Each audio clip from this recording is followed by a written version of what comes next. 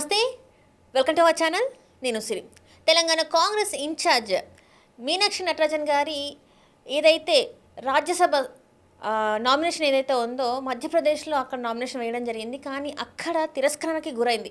ఎందుకు గురైంది ఏంటి అనేది ఇప్పుడు చర్చనీయాంశమైంది. దానికి సంబంధించిన వివరాల్లోకి వెళ్తే మాత్రం తన మీద క్రిమినల్ కేసు ఉందని, అది అఫిడవిట్లో తను పొందపరచలేదని చెప్పేసి అయితే అక్కడ బీజేపీ నాయకులు పోలీసులు అంటే ఈసీకి కంప్లైంట్ చేయడం జరిగింది. సో ఈసీకి కంప్లైంట్ చేస్తే అక్కడ ఏంటంటే వాళ్ళకి వివరణకు కూడా టైం ఇవ్వలేదని చెప్పేసి మీనాక్షి గారు చెప్పడం జరుగుతుంది. అసలు ఏం జరుగుతుంది, ఇక్కడ జరిగే విషయాలు మధ్యప్రదేశ్ వరకు ఎట్లా వెళ్ళినా ఏంటి అనేది కూడా ఇప్పుడు చర్చనీయాంశమైంది. సో దీనికి సంబంధించి మరిన్ని విషయాలు మనకు తెలియజేయడానికి మనతో పాటు ఉన్నారు చలసాని శ్రీనివాస్ గారు.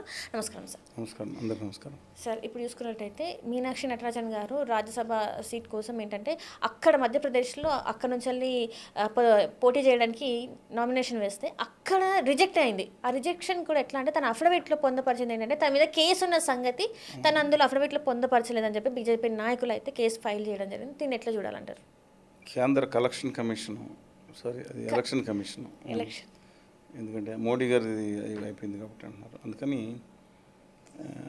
వాళ్ళ చర్యలు, స్థానికంగా ఉండే వాళ్ళ చర్యలు చాలా విచిత్రంగా, దుర్మార్గంగా, పాపాత్మకంగా, క్రూరత్వంగా ఉన్నాయని. తొందరలోనే ఇదే పరిస్థితి కొనసాగితే కనుక హిట్లర్ పాలన గుర్తుకొస్తుంది. మనం మాట్లాడదాం నా నెక్స్ట్ టాపిక్. ఇట్లా ఇదే 12 సంవత్సరాలు అయిపోయింది, లాంగెస్ట్ సర్వ్డ్ అనేది చెప్పారు కదా. సరే, ఆ టాపిక్ మీరు వేరే మాట. ఇది మాత్రం అందువల్ల నేను ఒకటి బాధాకరమైన సంఘటన ఏంటంటే, రేపు పొద్దున్న ఎవరికి కూడా ఓటు హక్కు కూడా తీసేస్తారు మీకు. లేకపోతే ఎంపీలను కూడా పోటీ చేయించినవారు అసలు అన్నీ తెలిసి రిజెక్ట్ చేద్దామని తెలిసే అక్కడ అదనపు క్యాండిడేట్ని పెట్టారు. బలం లేదని కూడా ఒక కుట్ర ప్రకారం సాగుతుందండి అది. ఇది రెండో విషయం ఏంటంటే, కాంగ్రెస్ పార్టీలో ఎప్పుడో గోవింద్ వల్లభ పంత్ గారి పాత్రను తీసేసేయండి, గాంధీ గారు ఉండగా. అప్పుడు ఆ తర్వాత చాలా దశాబ్దాలుగా ఒక సెంట్రల్ అబ్జర్వర్ వచ్చిన వాళ్ళకి సకల సౌకర్యాలు కల్పించాలి, అత్యధికులు కొంతమంది మినహాయించండి. అసలు పరిశీలనలు వస్తేనే కల్పించాలి, వాళ్ళకి ఇన్ఛార్జీలు వస్తే కనుక వాళ్ళు రాజిపోగాలి. అది కాంగ్రెస్ పార్టీకి అక్కడ ఆ స్టేట్లో పవర్ ఉన్న వచ్చే అధికారులు ఉన్నట్టు. దిగ్విజయ్ సింగ్ గారు వచ్చినప్పుడు ఎలాంటి హడావిడి ఉండేదో. దిగ్విజయ్ సింగ్ గారు ఏంటి, అజయ్ గారు ఏంటి, ఎవరు మీరు number of persons KC Venugopal గారు ఉండగా అసలు అంతా ఒకళ్ళు ఉండగా పైరువీలు నడిచిందని బాగా వచ్చింది. నేను వేణుగోపాల్ గారి గురించి మనం తక్కువ మాట్లాడుకుంటే మంచిది. I don't want say any negative, but everybody can understand. ఇవాళ ఆల్ ఆఫ్ సైడ్ను మీనాక్షి నటరాజన్ గారు యాక్చువల్గా తమిళనాడు నుంచి వెళ్ళిన కుటుంబం మధ్యప్రదేశ్లో స్థిరపడ్డారు, అక్కడే పుట్టి పెరిగారు. మన్సర్ అనే కాన్స్టిట్యున్సీలు 1971 నుంచి కూడా జనసంఘం లేదా బీజేపీ జనతా వాళ్ళ బ్యాచ్ నెగ్గుతారు, ఎక్సెప్ట్ 1 తప్ప. 5-6 సార్లు నెగ్గిన పాండే గారి మీద 2009లో ఆవిడ నెగ్గారు, 30,000 దాటితో నెగ్గారు. చాలా నిజాయితీతో నిబద్ధత అని పనిచేసే ఆవిడ రాగానే ఆవిడ మీద ఉత్తర దక్షిణ ముద్ర వేశారు. ఆవిడ తర్వాత ఓడిపోయారు. అనవసరం ఆ పుట్టి పెరిగిన వాళ్ళ మీద కూడా ఉత్తర భారతం దక్షిణ భారతదేశం ముద్ర ఏంటి? అది సరే, ఏదేమైనా ఆవిడ చాలా నిబద్ధత గల వ్యక్తి. కానీ సింప్లిసిటీ అంటే ఏంటి, ఒక రాష్ట్రానికి రాష్ట్రానికి ఇన్ఛార్జి, రాబోయే అధికారంలో ఉన్న రాష్ట్రానికి ఇన్ఛార్జి అంటే సామాన్య విషయం కాదు. ఆవిడ రాగానే అందరూ ఆశ్చర్యపోయారు. ఫ్లైట్లో తిరుగుతే మామూలు ట్రైన్లో బ్యాగ్ వేసుకుని దిగింది ఆవిడ. సరే, మామూలు గెస్ట్ హౌస్ ఇక్కడ పెట్టుకుని లగేజ్. దానికి ఆవిడ యొక్క విలక్షణ శైలి కొంతమంది నచ్చలేదు. బస్సులో బ్యాగులు మోసే వాళ్ళకి నచ్చి ఉండదేమో. కొంతమంది వాళ్ళకి సీటు రాకపోతే నిజాయితీగానే విభేదించేవాళ్ళు ఉంటారు. ఇక్కడ ఈవిడికి అపోజిషన్ కూడా కేంద్రంలో చక్రం తిప్పే కొంతమంది వదులుకోలేరు, పాదాన్ని ఉన్నారు. ఆవిడ entirely different sect in the Congress flock. తెలంగాణలో డెఫినెట్గా ఆవిడ ఒక చేసే ప్రయోగం, పార్టీ కోర్ కార్యకర్తలను గుర్తింపు చేసే విధానం డెఫినెట్గా పాజిటివ్నెస్ ఉంది. రాహుల్ గాంధీ గారి యొక్క ఆవిడకి సపోర్ట్ ఉంది, మీరు ఆ విధంగా. కానీ వాళ్ళ ఇది చేయటం మధ్యప్రదేశ్ విషయంలో మాత్రం వాళ్ళు వేరే ప్లాన్ ఉన్నారు. వాళ్ళు ఎలాంటి ప్లాన్ అంటే, కమల్నాథ్ గారు ముఖ్యమంత్రి ఉన్న కోవిడ్ వచ్చింది, మంత్రులందరినీ ఎమ్మెల్యే మీరు అందరూ పని చేయండి, స్ట్రిక్ట్గా చెప్తాం, మనకు రాజకీయాలు అనవసరం ఈ టైంలో, దిక్కుమాల రాజకీయాలు ఈ టైంలో చేయటువంటి, కోవిడ్ కోసం మన ప్రాణం నిలబెట్టి పనిచేయాలని మొత్తం ఆదేశాలు ఇచ్చారు. ఇక పార్టీని పక్కన పడేశారు. ఆ టైంలో ఉత్తర భారతీయ జనతా పార్టీ తీసుకుని ఆయన లేపేటువంటి పదవిలో వీళ్ళందరూ ఈ పనిలో ఉంటే వాళ్ళు ఆ పనిలో ఉన్నారు. ఆపరేషన్ భీకర ఆకర్షణ పెట్టినట్టున్నారు. ఆ భీకర ఆకర్షలో అది అయిపోయింది. అందువల్ల వాళ్ళు ఇదే పని మీద ఉంటారు 24 గంటలు. ఈవిడ మీరు ఎంతకుముందు ఇంకోటి తెలుసుకోవాలి, మీకు పరిమళాలు వెదజల్లే నత్వాని అని ఒకటి ఉంది. తెలుసు కదా, పరిమళనత్వం. పరిమళ నత్వాని గారు. ఆయన ఇంతకుముందే 2 సార్లు ఉత్తరాది రాష్ట్రాల్లో గుజరాతీ వ్యాపారస్తులకు పెద్ద గుమస్తా అని పేరు, పోనీ పెద్ద బాసు నాకు తెలియదు. మూడోసారి అక్కడ కష్టం అవుతుందని కానీ ఆంధ్రప్రదేశ్ చేరారు. ఆంధ్రప్రదేశ్లో కూడా ఆయనకి సీట్ ఇచ్చి కాళ్ళకి నమస్కారాలు పెట్టి పంపించారు. ఆంధ్రప్రదేశ్ కానీ లేకపోతే మనకు జరిగే విద్యార్థులు కానీ లేకపోతే అక్కడ చనిపోతున్న దాని మీద కానీ ఒక్క మాట కూడా మాట్లాడిన సందర్భం లేదు. ఈయన పరిమళాలన్నీ గుజరాతీ వ్యాపారుల కోసం చేసుకున్నాను. ఆ వ్యాపారవేత్త, లాబీయిస్టు అని పేరు ఉంది ఆయనకి, కంబాట్ ఎవరు. ఇవాళ ఆయన జరగకుండా నామినేషన్ ఇస్తే ఆయన మీద లంబాచోడ 190 ఉన్నాయి. ఆయన ఆరోపణల మీద ఆయన మీద వస్తే ఆయనకి సమయం ఇచ్చి, నమస్కారం సార్, మరి కాళ్ళు మొక్కారో అదొకటే తక్కువైందేమో, ఆయన రెడీగా చేసి ఆయనకి సమయం ఇచ్చారంట. మీనాక్షి గారికి సమయం లేదు. ఇక కేసు విషయానికి వస్తే ఒక కార్పొరేటర్, ఒక లేడీ కార్పొరేటర్ సీట్ ఏదైనా గొడవ జరిగితే ఆవిడకిను మిగతా కొంతమంది రాజకీయ నాయకులు గొడవైంది. ప్రాథమిక సమాచారం ప్రకారం వారు వెళ్ళి ఈవిడికి కంప్లైంట్ చేసినట్టున్నారు. ఈవిడ పట్టించుకోలేదనేది మేజరు. అందుకని మిగతా ఆరోపణల మీద ఈవిడ కూడా పట్టించి ఈవిడికి పేరు కూడా పెట్టారంట. ఆవిడకి ఎలా తెలుస్తుందండి అక్కడ? అంటే క్రిమినల్ కేసు అయ్యి ఉండి ఎందుకు తెలియకుండా ఉంటుంది అని చెప్పేసి క్వశ్చన్ వేస్తున్నారు. ఏమండి, నా మీద కూడా పెట్టారు, పోలీసులు కేసు పెట్టారు. ఒక మీడియాలో మాట్లాడాలని చెప్పి, సరే వచ్చి విశ్రాంత ఆచార్యులు గారి వద్దులేండి, ఆయన సంగతి అంత తక్కువ మాట్లాడుకున్నా మంచిది. కొంతమందికి ఆయన గ్రేట్ అంట. జస్ట్ నేను చెప్తున్నాను, మాట్లాడటం కూడా అనవసరం. అలాంటి వ్యక్తి గురించి నేను మాట్లాడటం కూడా అనవసరం. మా మీద కేసులు పెడితే అప్పుడు తెలంగాణకు సంబంధించిన ప్రొఫెసర్ గారు, Osmania university law college principal గారు, దళిత వర్గానికి సంబంధించి వామపక్షాల 11 పార్టీల తరఫున ఎంపీగా ముందు ఇప్పుడు పోటీ చేసిన వ్యక్తి కూడా, మా కేసు 2 నెలల వరకు తెలియదు మాకు. అంతకుముందు ఏమన్నా నెలలు చేసుకొచ్చాడు, మీకు ఎవరు ఇన్ఫామ్ చేయలేదు. ఆ తర్వాత ఎప్పుడు వచ్చి మీరు రావాలి, అప్పుడేమో తెలంగాణ సమాజం ఆయనకు అండగా లేదు, మిగతా సమాజం అండగా లేదు. కలిసి వచ్చేసారు కదా, కుప్పలు కదా, వామపక్షాల దగ్గర నుంచి బీజేపీ జాతీయ స్థాయి నుంచి మా మీద కేసు పెట్టిందే బీజేపీ వాళ్ళు. అందువల్ల మాకు తెలియదు, 2-3 నెలలంత వరకు అది అయిపోయినంత వరకు మాకు తెలియదు. తర్వాత ఇప్పుడు నోటీస్ ఇస్తే మేము వెళ్ళాల్సి వచ్చింది. ఎలా తెలుస్తుందండి? మాకు చెప్పలేదండి. మేము 24 గంటల ప్రజల్లోనే ఉంటాం కదా. మీరు లా కాలేజీ ప్రిన్సిపాల్ గారు, డీన్, ఆయన అడగండి, తెలీదు. కేసు పెడితే తెలియాల్సిన అవసరం ఏంది? దొరకలేదని తెప్పి అంటారు. ఏం చేస్తారు? అందువలన ఇది కుట్రపూరితంగా ఎవరో స్థానికంగా లీక్ చేసో, అంటే కుట్రపూరితంగా అంటే మధ్యప్రదేశ్లో వాళ్ళకి ఇక్కడ జరిగే విషయాలు ఎలా తెలుస్తాయి? ఏమండి, ఎక్కడన్నా ఆవిడంటే నచ్చని వాళ్ళు ఉంటారు, అంటే పార్టీలో నచ్చని ఉంటారు. లేదా ఉత్తర భారతీయ జనతా పార్టీ వాళ్ళు అవుట్ రైట్గా వ్యతిరేకంగా ఉన్నారు. ఆవిడ she struggling very hard, such a nice person అని పేరుంది, డౌన్ టు ఎర్త్, స్ట్రిక్ట్గా ఉండొచ్చు. ఇప్పుడు ఒక పార్టీలో వాళ్ళు ఇంకో పార్టీలు మేనేజ్ చేసుకున్న వాళ్ళు కూడా ఉంటారు. దాంట్లో ఉత్తర భారతీయ జనతా పార్టీ వాళ్ళు ఎక్స్పర్ట్స్ ఇన్ వరల్డ్ అండి, ప్రపంచం మొత్తం మీద గ్లోబల్ తాతగారు వాళ్ళందరూ వీళ్ళ దగ్గర క్లాస్ తీసుకున్నారు. గల్గోటే యూనివర్సిటీ అని ఒక పెద్ద యూనివర్సిటీ ఉంది, వాట్సాప్ యూనివర్సిటీ. ఆ గల్గోటే వాట్సాప్ యూనివర్సిటీలో అందరూ ట్రైనింగ్ పొందారు. అందువల్ల అవతరాల మీద దోసేయటం. ఇవాళ అక్కడ లాభం పొందేది ఎవరు? కాంగ్రెస్లో ఎవరైనా లాభం పొందే? నోవే. నిజంగా కనుక వేరేది ఖచ్చితంగా కాంగ్రెస్ మీద దోసేస్తే ఈజీ. అంటే ఇక్కడ ఏంటంటే రేవంత్ రెడ్డి గారితో కొన్ని విభేదాలు ఉన్నాయి కాబట్టి ఇక్కడ కాంగ్రెస్ నేతలే అక్కడ మధ్యప్రదేశ్ బీజేపీ నేతలకి ఈ న్యూస్ అందించారని చెప్పేసి కూడా సోషల్ మీడియాలో బాగా వినిపిస్తుంది సార్. రేవంత్ రెడ్డి గారు కేసీ వేణుగోపాల్ గారితో బాగుంటారనేది, మన ఆయన ముఖ్యమంత్రి అవ్వాలని పైరువి కూడా చేశారనేది ఒక వార్త వచ్చింది. Offer it is to entirely different. Revanth Reddy గారు వచ్చింది ఆ పార్టీ కాదు. పార్టీ పాతకాపులు ఎవరున్నారు? బట్టి విక్రమార్క కానీ, ఉత్తమ్ కుమార్ రెడ్డి గారు కానీ, దామోదర రాజనరసింహ గారు కానీ, కోమటిరెడ్డి గారిలో దేశండి బ్రదర్స్ కొంతకాలం అంటే పార్టీలో ఉన్నా సరే, చిన్న కోమటిరెడ్డి గారు ఏ పార్టీలో ఉన్నారు, పెద్ద కోమటిరెడ్డి గారు అమిత్ షాని కలిసి వచ్చారు, వాళ్ళందరినీ చూశాను. మిగతా వాళ్ళు గీతారెడ్డి గారు కానీ, number of people, Duddela Sridhar Babu గారు, జనరేషన్స్ జనరేషన్స్ ఉన్నారు వాళ్ళు. ఇంకా ఎంతమంది చెప్పండి, అనేక మంది ఉన్నారు. అందువల్ల అది ఎంటైర్లీ డిఫరెంట్ అండి. ఇది ఎంటైర్లీ డిఫరెంట్. అందువల్ల రేవంత్ రెడ్డి గారి విషయంలో ఉండొచ్చు కానండి. రేవంత్ రెడ్డి గారు బట్ ఫర్ అంటే రాహుల్ గాంధీ గారు, ప్రియాంక గాంధీ గారు ఇద్దరు కోరి ఆయన ముఖ్యమంత్రి చేశారు. ఆయన ఈ విషయాలు కూడా దాగం, గుర్తుంచుకోండి. నిజంగా కనుక ఆయన కనుక చేసేయగలిగితే ఈ విషయాలు దాగం. I don't think he will do. అబ్సల్యూట్గా ఆయన మీద ఆయన బ్యాడ్ ఇమేజ్ టార్నిష్ చేయడానికి చేస్తున్నా, కొంతమంది చేస్తున్న కుట్రగానే భావించాలి. నేనేం హైలీ ప్లేసెడ్ సోర్సెస్ నుంచి నాకేం సమాచారం రాలేదు. నేను ఖచ్చితంగా చెప్తున్నాను, ఆవిడకి వాళ్ళు చేసిన దుర్మార్గం, పాపం చేసిన ఉత్తర భారతీయ జనతా పార్టీ. ఉత్తరాది ఎందుకన్నా తెలుసు కదా, దక్షిణాది వాళ్ళు హిందీ రాణాలు దేశం దుబ్బేయాలి అని పిచ్చి పిచ్చి వాగుడు వాగారు కాబట్టి మరి ఏం చేయమంటారు? దక్షిణాది మీద దండయాత్ర అంది నేనా? దక్షిణాది మీద బీజేపీ విజయయాత్ర కింద ప్రకటించారు. వాళ్ళు ఎవడవి ఈ దేశం నాది కదా, మా మూలవాసులు కదా, మేం కాదా? వాళ్ళు మాట్లాడి దక్షిణాది వాళ్ళు ఆ మహిళల గురించి కూడా తప్పుగా మాట్లాడిన ఎంపీ, ఉత్తరాది ఎంపీ మా మహిళల గురించి సెక్స్ పరంగా అసభ్యంగా మాట్లాడితే కడుపు మండుకుపోతా ఉంటే మేము ఏం ఉత్తర భారతీయ అనకూడదా మేము?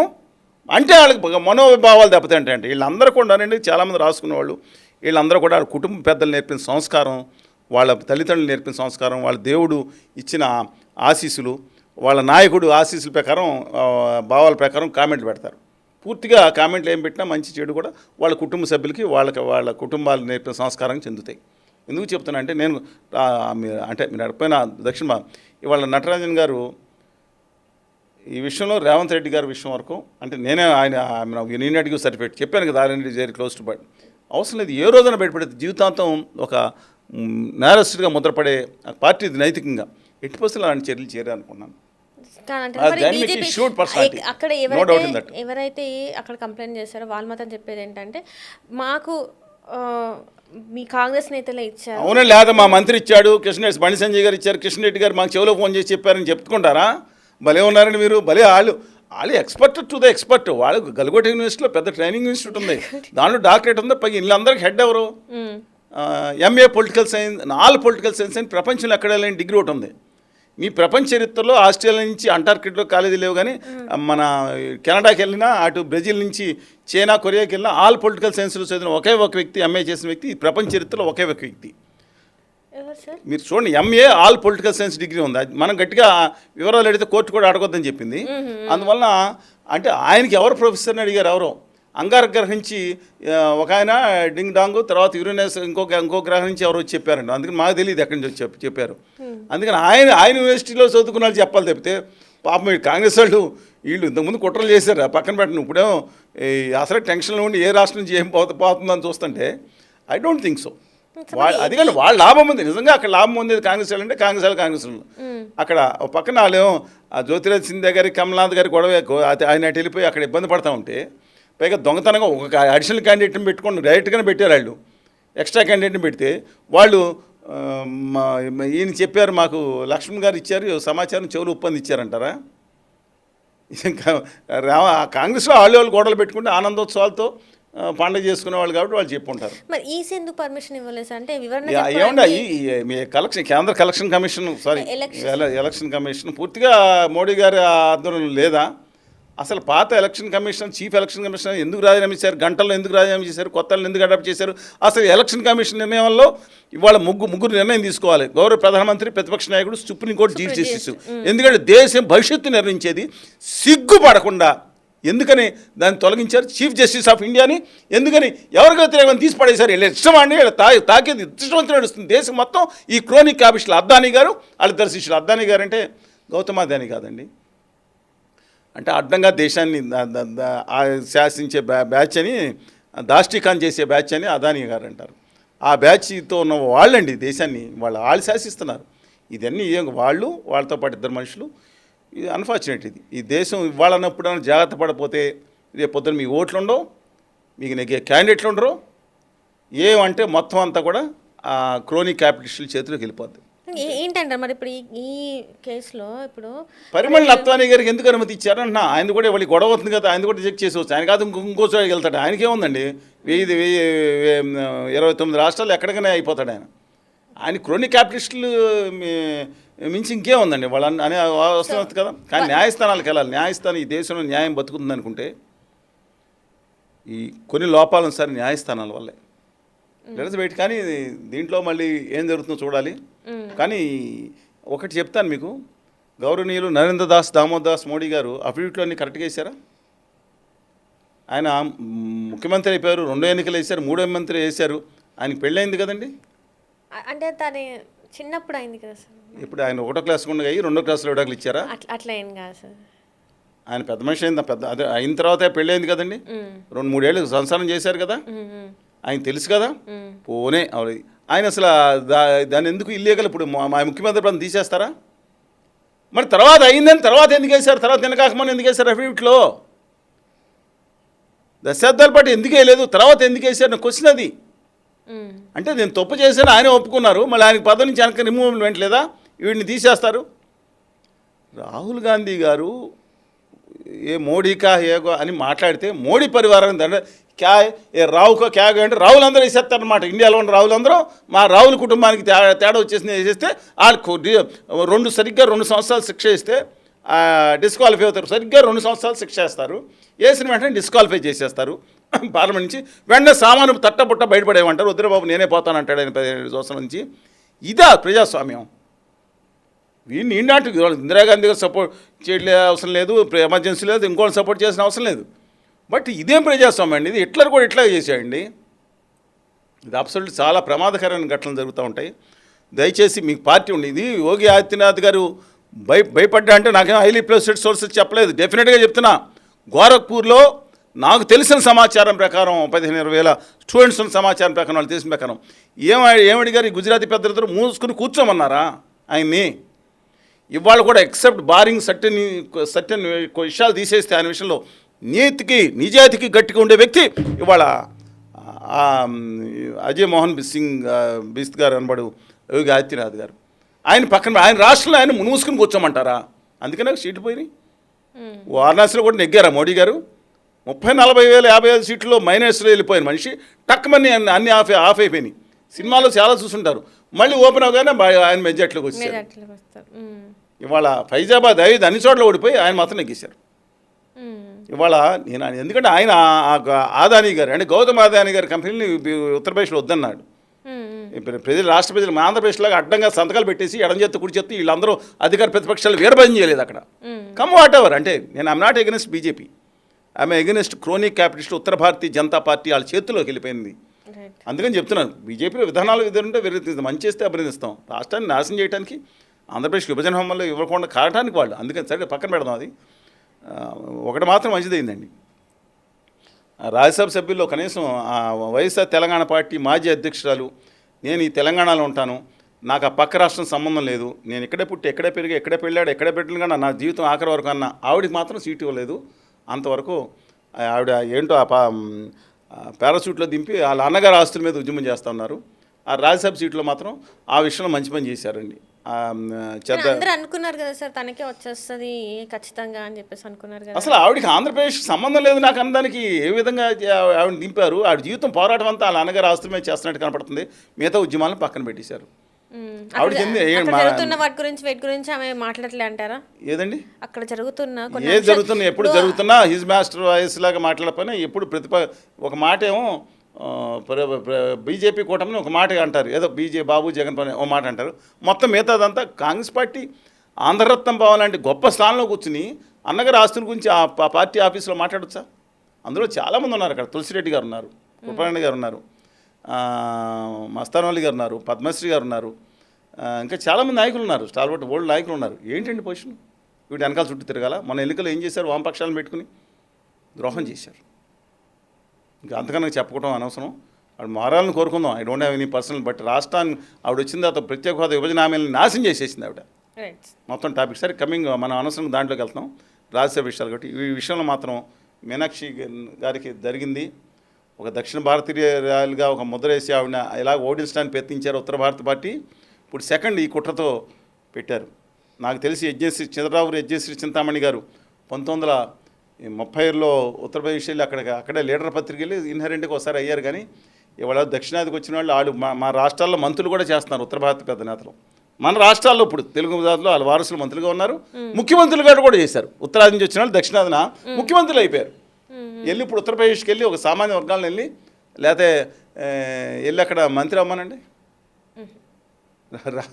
ఎంపీగా పోటీ చేసి గెలవమనండి. అంటే ఉత్తర భారత పార్టీ తరఫున జయలలిత గారు వెళ్ళారు, అజాం ఖాన్ గారు వల్ల సమాజ్వాదీ పార్టీ వేరే సంగతి వస్తారు. అబ్సల్యూట్గా ఇక్కడ నుంచి వెళ్ళిన వాళ్ళు అది అక్కడండి ఉత్తర భారత అనార్య ప్రాంతాలంటే ఇష్టం ఉండదు వాళ్ళకి. మీనాక్షి నటరాజన్ గారు విద్యావంతురాలు, నిజాయితీపరురాలు. కాంగ్రెస్ పార్టీ డీకే శివకుమార్ గారు ఉన్నారు, అది వేరు. ఆయన మ్యానిపులేషన్ కింగు నాడు ఇప్పుడు ముఖ్యమంత్రిగా అయ్యారు, అది వేరే సంగతి. ఈవిడ స్ట్రైట్ రాజకీయం, నిబద్ధత. ఒక మహిళకి, ఒక నిబద్ధతగా ఉండే మహిళకి, ఒక విద్యార్థికురాలకి, సమాజం పట్ల తపన ఉన్న వాళ్ళకి జరిగేది ఇది పరాభవమా?